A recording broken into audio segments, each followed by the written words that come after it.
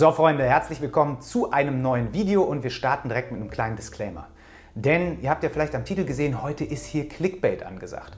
Warum habe ich das gemacht? Ganz einfach. Es gibt ganz viele Leute da draußen und das ist wirklich no front, aber die versprechen euch quasi, dass ihr mit diesen Düften, die ihr euch jetzt kauft oder die ihr kaufen sollt, am Ende Komplimente bekommt. Da wird gesagt, hier, Komplimente Garantie. Jeder wird euch darauf ansprechen. Und ich sage euch an dieser Stelle, das stimmt nicht. Das Einzige, was ihr am Ende habt, ist irgendwie eine krasse Delle im Konto und Komplimente gibt es vor allen Dingen dafür, dass man eine coole Person ist. Ja? Einfach humble sein, mal in der Bahn aufstehen, wenn eine alte Frau reinkommt oder so. Das gibt Komplimente. Ein Parfum, klar ist es was Schönes und das kann auch immer noch eine Ergänzung sein, ja, das Tüpfelchen auf dem i oder die, was weiß ich, Kirsche auf der Torte, you name it, aber im Endeffekt solltet ihr überzeugen und kein Parfum kann das, was ihr irgendwie mitbringt, ersetzen. Und für mich spielen diese Komplimente-Versprechen immer so ein bisschen mit dem Wunsch nach Anerkennung und gemocht zu werden und ich finde das irgendwie nicht cool. Also von daher, ey, wenn ihr auf ein Date geht, sprüht euch mit was ein, was euch repräsentiert, womit ihr euch wohlfühlt, ist auch immer ein bisschen subjektiv, persönlicher Geschmack und so, ne? Und lasst euch da echt in keine Richtung drängen. Ich habe hier heute 6 plus 1 Duft mit, die meiner Meinung nach echt cool sind, die wahrscheinlich auf kaum irgendeiner Liste jemals vorgekommen sind. Doch einer glaube ich schon. Und ja, wir schauen einfach mal rein, was dabei ist. Ich habe das so ein bisschen nach Occasions selektiert, also so nach dem Motto, zu welcher Gelegenheit, zu welcher Art von Date passt das. Und womit fangen wir denn an? Wir fangen hier heute mal an, mal wieder mit einem New Notes Duft, nämlich mit dem Erotica Minimale. Ja, ein ganz toller, würzig-blumiger Duft von New Notes. Irgendwie weiß ich nicht, warum die den Erotica Minimale genannt haben. Also ich hätte den eher Erotica Maximale genannt. Und warum ich das jetzt hier so halte, ist, dass ihr es mal seht, der Sprüher, also wie top geil kann ein Sprüher sein. Die haben wirklich die besten Sprüher, mit die besten. So, habe ich jetzt alles ins MacBook gesprüht. Geil, da freut sich die Tastatur. Egal, so, was haben wir hier? Wir haben hier basically einen Rosenduft mit einer Moschusbasis.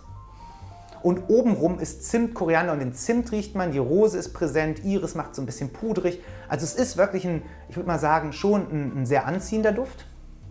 Unisex, klar, aber vielleicht eher was für die Damenwelt, wenn ich mich entscheiden müsste. Kann man auch als Mann tragen, ganz klar, oder kann jeder tragen eigentlich.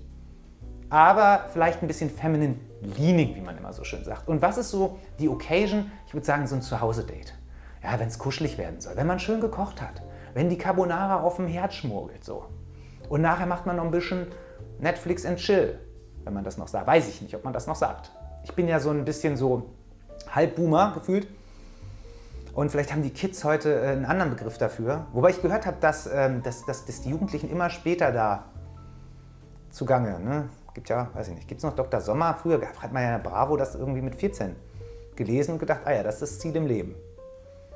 Also, wie gesagt, wenn ihr jetzt irgendwie euer Date nach Hause einladet und wollt die so ein bisschen, ich sag mal, anturnen, dann ist der Erotica Minimale ein echter Geheimtipp. Also ein blumig-würziger Duft mit einem wahnsinnig geilen Zerstäuber und ja, ein toller Rosenduft im Kern. Im Kern Rosenduft. Gut, Nummer 2. Also, ihr wollt so ein bisschen Old Money-mäßig riechen und ein bisschen cool rüberkommen. Dann hätte ich den Nudiflorum für euch von Nasomatto. Ja, ich halte hier immer viele Nasomattos rein, weil ich die Marke gut finde.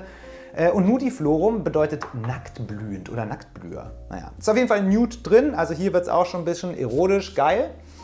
Und das ist für mich eher ein Draußenduft, bin ich ganz ehrlich, was einfach daran liegt, dass der so stark ist. Von daher vielleicht, wenn man sich auf einen schönen Third Wave Coffee trifft. Ja, wo die leicht angeröstete Bohne auch so eine Rhabarbernote hat, die sich mit der Kopfnote von diesem Duft hervorragend vertragen würde. Und dann gibt es so Jasmin und eine ganz krasse Rauchigkeit. Manche vergleichen den mit dem Koium von Orto Parisi und es stimmt. Der ist nicht ganz so ledrig und der hat auch nicht so dieses ja, fast fleischig-animalische, aber das ist so ein bisschen verraucht, verrucht und diese Blumen, die sich mit diesem Rhabarber so eine leichte säuerliche Note geben, finde ich mega geil. Ja? Oder wenn man vielleicht gemeinsam zur Jagd reitet, könnte man den auch tragen. Aber ich würd das Kaffee-Date bevorzugen, also bevor das jetzt hier jemand irgendwie einen falschen Hals bekommt. Ganz toller, rauchig, blumiger Duft mit dieser Rhabarber-Kopfnote. Perfekter Coffee-Date-Duft, turbo geil. Kann ich euch nur empfehlen. So, jetzt schauen wir uns mal das hier an. Und das hier ist ganz interessant. Das ist von Angelos Création Olfactive. Hoffentlich habe ich das richtig ausgesprochen. Der Danse Lascive, der lascive Tanz. Das ist ein Parfümeur aus Thessaloniki. Und wenn man ganz ehrlich ist, sind das, glaube ich, keine Parfüms, sondern das sind olfaktorische Kreationen, weil da irgendwie Öle drin sind oder zu viel Konzentration von gewissen Ölen, dass das nicht mehr als Parfum gilt. Deswegen nur auf dem Teststreifen genießen. Ausschließlich, niemals auf die Haut sprühen. Dafür würde man sich so einen Flakon natürlich nicht kaufen. Also, und der hat wahnsinnig viele tolle Düfte. Man muss aber, muss ich dazu sagen, Vintage-Parfümerie mögen. Also hier hat man wirklich eine sehr oldschoolige Rose und Rose über Rose. Ja? Also man hat Damaszener-Rose, klar, also türkische Damaszener-Rose, bulgarische Damaszener-Rose, schwarze Rose, wie auch immer eine schwarze Rose riecht. So ein bisschen kühlenden Safran und dann 2 Lederakkorde, einmal schwarzes Leder und einmal so ein Wildleder. Dann gibt es noch Tabak. Ich finde auch, man riecht so ein bisschen Zimt raus, der eigentlich nicht drin ist. Zibet ist drin und was ganz spannend ist, es ist ein Zigarettenakkord drin.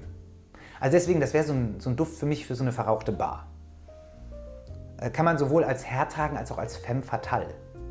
Und Hyraceum ist hier drin. Für alle, die das nicht wissen, was Hyraceum ist, ganz spannend. Das ist so versteinerter Kot von Nagetieren. Und da denke ich mir auch immer, wer hat sich das überlegt? Wer saß da und dachte, boah, den Haufen hier, den schmeiß ich in den Mörser, geil. Und ich muss sagen, ich könnte da stundenlang dran riechen. Diese Düfte sind einfach unfassbar. Der hat gerade aktuell einen Restock, also wenn ihr Bock habt, euch da mal einen Duft zu holen, weil die sind relativ oft auch ausverkauft, checkt das mal aus. Hat jetzt zum ersten Mal auch tatsächlich einen Duft für ein größeres Haus gemacht, für Nishane in dieser Experimental Collection. Könnt ihr mal schauen, den Shinanai. So bin ich übrigens auch auf ihn gekommen, tatsächlich. Ich habe den Shinanai gerochen und dachte, spannend, wer hat den gemacht? Und dann war das der Angelos von Angelos Création Olfactive. So, jetzt gehen wir noch einmal weiter. Nochmal Vintage haben wir hier, nämlich Sex and the Sea Neroli von Francesca Bianchi.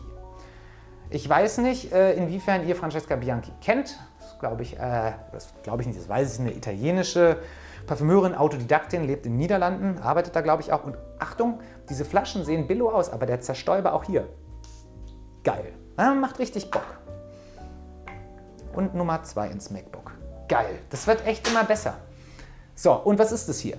Es gibt 2 Düfte. Es gibt den Sex and the Sea und den Sex and the Sea Neroli. Und der eine ist eher so ein bisschen, hat so einen sehr hautschwitzigen Charakter, fast so ein bisschen wie so ein Gummiboot.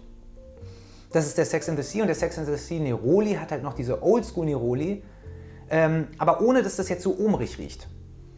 Sondern wirklich, das gibt einfach nur so eine Blumigkeit und dann ist ja Kokosnuss, habt ihr hier, Ambra, Benzoin, Immortelle, also insgesamt eigentlich eher so eine würzige Basis, Petitgrain, Labdanum, Zibet und dann Rose Iris für so eine gewisse, also es passt einfach sehr, sehr gut zusammen mit der Neroli, die Rose Iris, so eine leichte Pudrigkeit. Ich finde immer, der riecht so ein bisschen nach Traubenzucker. Und das ist auf jeden Fall auch ein wunderschöner Sommerdate-Duft, ja, wenn man ein Picknick im Park macht. Picknick im Park, nicht Sex im Sea, das wäre schlecht. Kommen wir gleich auch noch zu.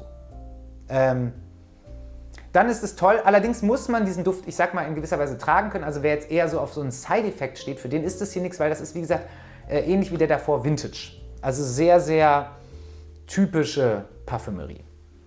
Gut, das haben wir. Das soll aber nicht heißen, dass ihr das nicht ausprobieren sollt. Ja? Manchmal kommt man ja dann auf den Geschmack über solche Düfte. Und als nächstes haben wir hier den La Voglia d'Amare. Jetzt habe ich das endlich mal richtig ausgesprochen. Ich habe das nämlich vorher gegoogelt und das ist ein Filippo Soccinelli Duft. Ich muss sagen, die Verarbeitung lässt hier echt zu wünschen übrig. Also diese Kappe, das ist turbo cheap. Und Soccinelli, ich habe den ja bei den Sommerdüften schon mal gezeigt, ist ja ein abgedrehter Parfümeur.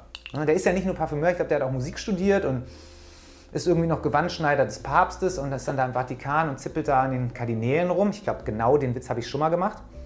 Ist aber nicht so schlimm, doppelt hält besser und macht oft teure Urlaube, kann man auf Instagram sehen. Also der hat ein gutes Leben. Ständig mit dem Porsche unterwegs. So.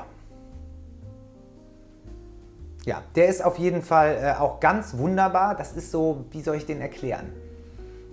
Das ist so ein bisschen, als hätte man einen Blanche Bête und auf der anderen Seite ein Falcon Leather und kippt die einfach so zusammen. Dann kriegt man nicht ganz diesen Duft, aber was sehr ähnlich ist. Und ich finde den persönlich ganz, ganz toll, weil das ist für mich Sommer, Strand und da sind wir wieder beim Thema. Also hier kann man sich vielleicht abends am Strand treffen, ja, bei Vollmond schwimmen gehen und dann Hausverbot kriegen am Strand wegen Erregung öffentlichen Ärgernisses. Das ist schon, kann schon passieren, weil das ist der Wille zur Liebe, heißt das hier. La voglia d'amare. Gerade richtig, jetzt falsch. Also der Wille zur Liebe, der Wille zu lieben, keine Ahnung, ich kann es euch nicht sagen. Ist auf jeden Fall ein outstanding Duft. Insgesamt viele originelle Düfte, ganz toll. Und hier ist das Besondere, dass der halt ohne diesen typischen Weihrauch auskommt. Ne? Sondern, ich glaube, ich habe die Noten gar nicht gesagt, sondern dass der so eine Kokosnuss-Mandarine, Birkenteer, Eichenmoos-Kombination hat. So, jetzt habe ich es nochmal gesagt. Birkenteer, Mandarine, Kokosnuss, Eichenmoos und ich glaube, das ist es. Da sind noch ein paar, ich glaube, ein Vetiver oder so ist noch mit drin. Aber das sind so die Hauptnoten und die schallern da auch so richtig prominent durch. Und jetzt kommen wir so, ich sag mal, schon fast zum letzten Duft, zumindest der regulären 6 Date-Düfte. Und das ist so, ich sag mal, das ist der Clive Christian hier, der Jump Up and Kiss Me Hedonistic. Das Hedonistic sieht man jetzt wahrscheinlich nicht so gut. Und es wird ja oft gesagt, dass das ein Kirschduft ist. Allerdings muss ich sagen, ich finde, da ist viel, die Kirsche ist gut versteckt. Weil ich mag eigentlich so Kirschdüfte nicht so gerne, sind mir oft zu synthetisch. Und ich meine, das ist natürlich ein Duft, der wahnsinnig teuer ist. Da muss man einfach zu viel Geld für haben. Oder man kriegt ihn geschenkt. Und nicht gesponsert, meine ich, sondern geschenkt. Im Sinne von, man hat liebenswerte Verwandte, die einem zum Geburtstag mit einem Duft bedenken. Dann kommt man an den. Also, ich sag mal so, das ist so ein bisschen so, der hat so zweierlei Occasions, wo der gut passt. Also, wie ich schon sagte, entweder ihr seid halt reich und mietet den ganzen Laden, vielleicht so den Nudelitaliener bei euch um die Ecke, oder ihr heiratet direkt, könnt ihr für eine Hochzeit, geht ja wahrscheinlich auch. Oder wenn man auf so einer ganz komischen Hedonistenparty ist, wo die Leute so venezianische Porzellanmasken tragen und einem nicht nur so das ein oder andere Parfum in die Nase zieht.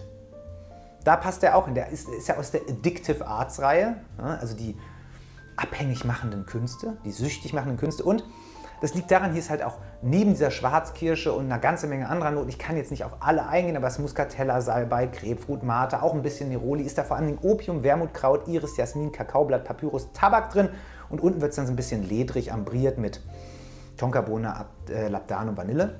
Und ich glaube, dieses Opium, Wermut, das ist so, daher kommt dieser süchtig machende Charakter. Also wenn mich nicht alles täuscht, Wermut ist doch das Zeug, was auch in Absinth drin ist. Haben, glaube ich, auch damals diese Bohème, diese ganzen Leute da, so Charles Baudelaire und so, haben die nicht auch alle Absinth getrunken und hat sich nicht Van Gogh im Absinth-Rausch das Ohr abgeschnitten?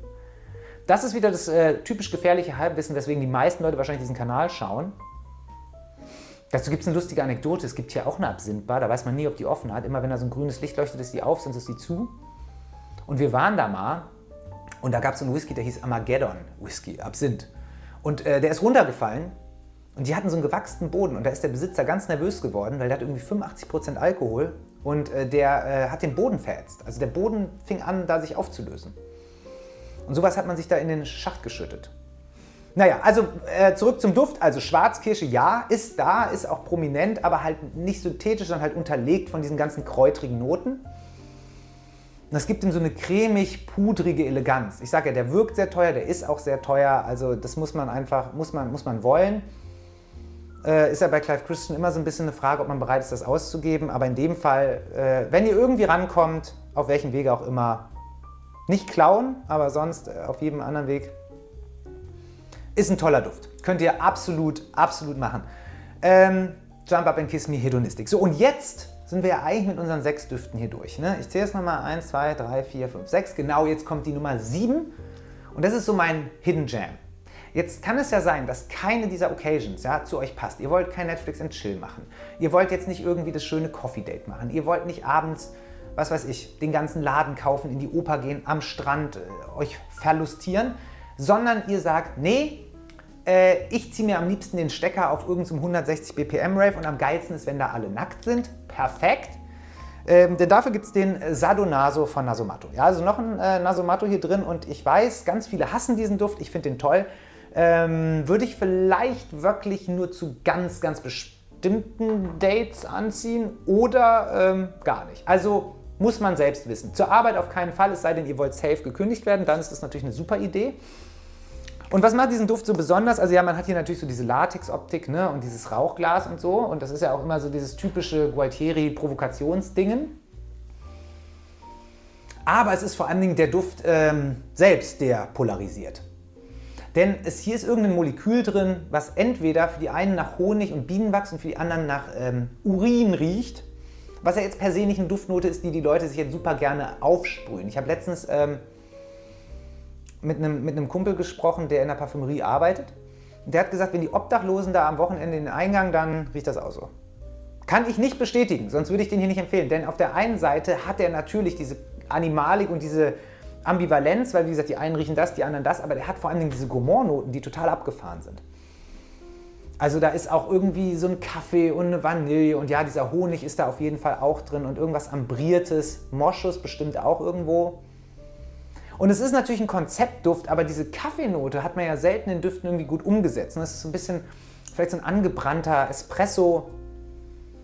Und das finde ich insgesamt einen tollen Duft. Also wenn ihr sagt, okay, ich gehe am liebsten mit so einer Reißverschlussmaske irgendwie im Berghain feiern oder so, oder in diese Richtung, ja, ich bin richtig in der Szene, wo viel gefickt wird, dann würde ich sagen, ist der Sadonaso von Nasomatto euer Duft. Oder ihr kauft euch den einfach mal so und probiert den einfach mal aus, ob das was für euch ist.